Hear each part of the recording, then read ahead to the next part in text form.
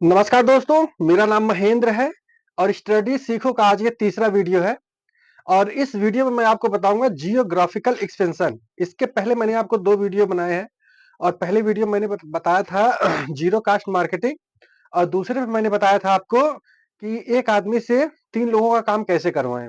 ठीक है? तो आज हम बात करेंगे और जैसा कि मैं आपको बताना चाहता हूं इस सीरीज में आपको 36 वीडियो मिलेंगे। ठीक है?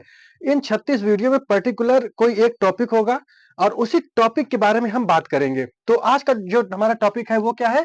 Geographical expansion. पहले हम बात करते हैं कि जियोग्राफिकल एक्सपेंशन क्या होता है। सपोज करो जैसे आप इलाहाबाद में कोई कंपनी डालते हो, ठीक है? मान लो आपने एक इलाहाबाद में दूध की फैक्ट्री डाली, ठीक है? अब आपने इसे जो है ना बेचना चाहा कि मैं इसे दिल्ली ले जाऊंगा, मुंबई ले जाऊंगा, कोलकाता ले जाऊंगा, बिहार ले जाऊंगा, ठीक है? तो आप इसे जो है कैसे करोगे, ठीक है?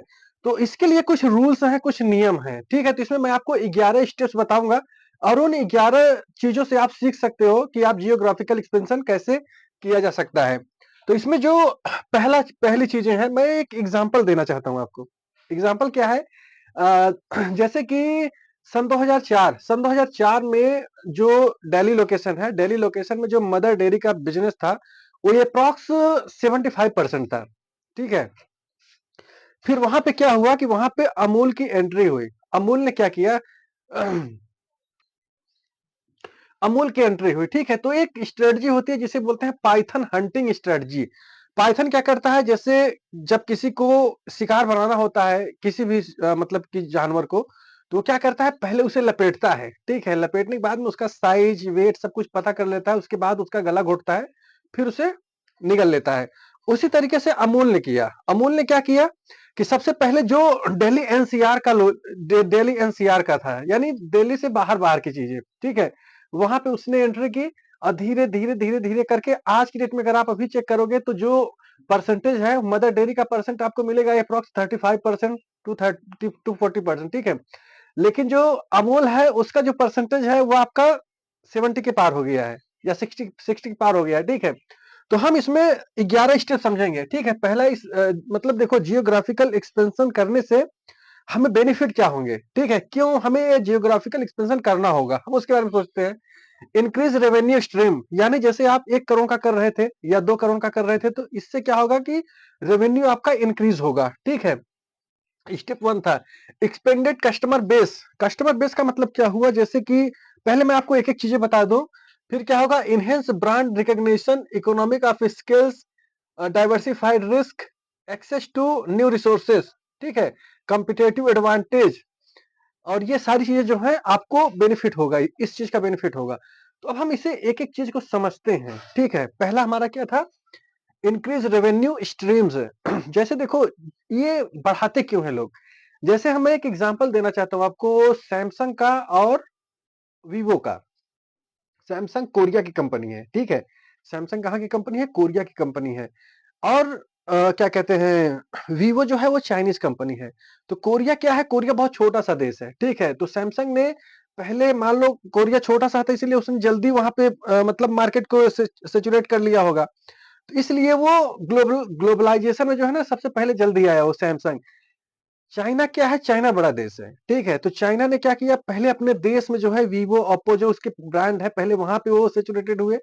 फिर उसके बाद उन्होंने क्या किया कि अलग-अलग कंट्रियों में गए, ठीक है? तो ये क्या हुआ? क्या कहते हैं, मतलब जियोग्राफिकल का मैंने एग्जांपल दिया है आपको, ठीक है? अब जैसे मान लो जो लोकल होता है, अभी मैं इन एक-एक स्टेप से इन्हीं को समझा रहा हूं आपको।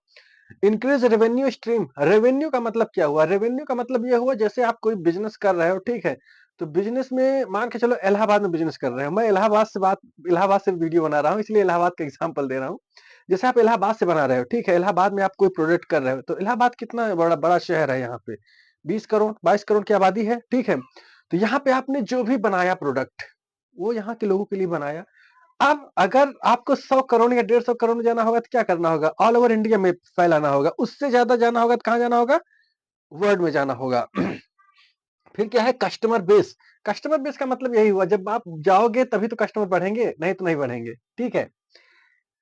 अब देखो डाइवर्सिफाइड नेटवर्क। नेटवर्क क्या होता है? हर चीज के लिए नेटवर्किंग जरूरी होती है। नेटवर्क का मतलब ये होता है कि आपका जो प्रोडक्ट है, जैसे एक एग्ज़ाम्पल कोई चीज़ देखो एग्ज़ाम्पल से समझोगे ना तो जल्दी समझ में आएगा। जैसे आईटीसी, आईटीसी का क्या है नेटवर्क है। उसने उसने अपना जो ट्रांसपोर्टेशन सिस्टम है इतना अच्छा बनाया है कि उस नेटवर्क में आते ही प्रोडक्ट जो है ना ऑल ओवर इंडिया में पहुँच जाते हैं। ऑल ओवर इंडिया में हर जगह ठेले से लेकर के मॉल तक पहुँच जाते हैं। ये होता है नेटवर्क का बेनिफिट, ठीक है? एक्सेस टू न्यू रिसोर्सेस देखो, न्यू रिसोर्सेस का मतलब क्या हुआ? मतलब जैसे कि कोई हमें नई चीज़ ऐड करनी है, ठीक है? नई चीज़ ऐड करनी है, तो हम उसे जब बाहर जाएँगे तभी तो हमें पता चलेगा। जियोग्राफिकल एक्सपेंसेस आप हेडिंग मत भूलना, ठीक है? इसमें आपको जियोग्राफिकल एक्सपेंसेस के मैं 1-2 चीज़ें और आपको बताना चाहता हूँ। जैसे मान लो यूपी, यूपी में क्या है? यूपी में बहुत सारी चीज़ें हैं, लेकिन यूपी में अगर आप फार्मिंग की बात करें, ठीक है?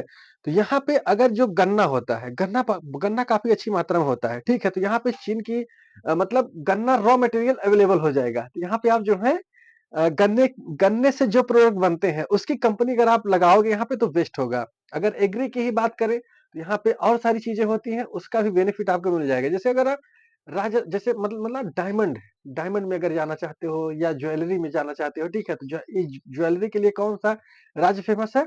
राजस्थान, ठीक है? टेक्सटाइल के लिए कौन-सा कौन-सा राज्य प्रसिद्ध है? सूरत यानी गुजरात। तो हमें जब भी जियोग्राफिकल एक्सपेंसेस करना होगा, तो हमें इस चीज़ को ध्यान में देना होगा, ठीक है? जैसे बर्गर, मैकडॉनल्ड का बर्गर जब इंडिया में आया, तो वहाँ पे हमारे यहाँ पे क्या हुआ, हमारे यहाँ पे लोग जो है ना आलू मतलब हर चीज़ में आलू बनता है। तो उन्होंने मैक आलू बर्गर निकाला, मैक आलू टिक्की निकाली, ठीक है? तो ये जियोग्राफिकल एक्सपेंसेस का मतलब सिर्फ़ और सिर्फ़ ये होता है कि आप जहाँ पे जा रहे हो, ठीक है? जहाँ पे जा रहे हो वहाँ का कल्चर क्या है? वहाँ के लोग पसंद क्या करते हैं? वहाँ के लोगों की हैबिट क्या है? ये सारी चीज़ें हमें ध्यान में रख कर के ही काम करना होगा। अब यहाँ पे मैं आपको देखो मैंने 2-3 एग्ज़ाम्पल दिए हैं आपको, तो अब आपको जो है ना मतलब इसे समझना होगा, ठीक है? इसे समझना का मतलब देखो जैसे जो भी यूट्यूब पे जो भी नॉलेज मिलता है या जो भी चीज़ें दी जाती है, क्या होती है? यह सिर्फ़ इन्फॉर्मेशन होती है। कोई भी चीज़ सिर्फ़ और सिर्फ़ इन्फॉर्मेशन होती है। इसे नॉलेज में कन्वर्ट करना हमारी ज़िम्मेदारी है। किसकी ज़िम्मेदारी है? हमारी ज़िम्मेदारी है।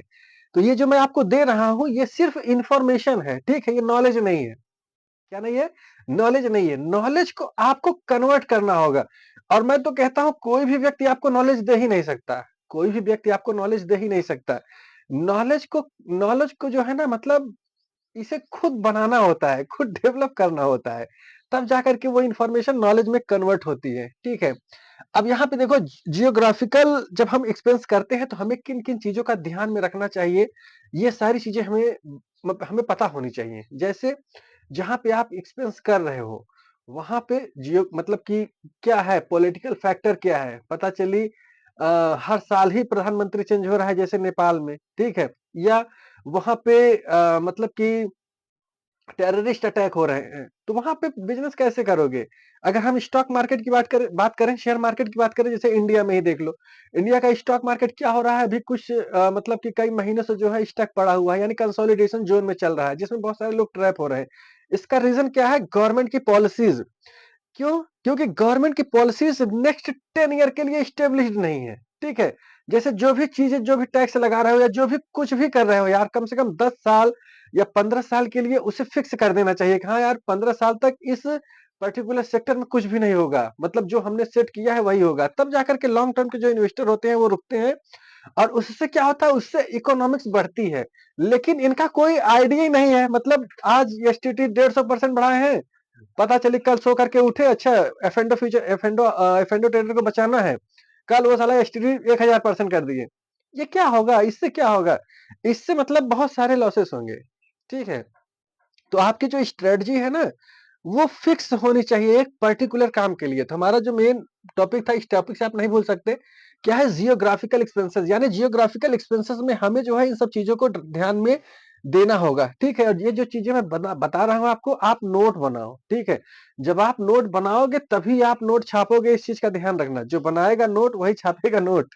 यानी लिखना, राइटिंग एक रजिस्टर लो, उस रजिस्टर में चीज़ें स्टेप बाय स्टेप लिखो आप, ठीक है? मैंने आपको यहाँ पे जो स्टेप बताए हैं, देखो ये सारी चीज़ें मैं आपको बता चुका हूँ, ठीक है?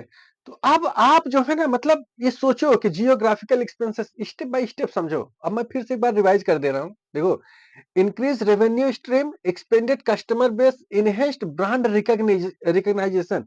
ब्रांड रिकॉग्नाइजेशन का मतलब क्या हुआ? जैसे एप्पल हुआ, अगर एप्पल सिर्फ अमेरिका में होता, ठीक है? तो उसे कौन जानता है? कोई जानता? कोई नहीं जानता। लेकिन उसने क्या किया, ग्लोबली गया। हमारे टाटा साहब की गाड़ियाँ हैं। टाटा अगर सिर्फ इंडिया में होता तो कौन जानता?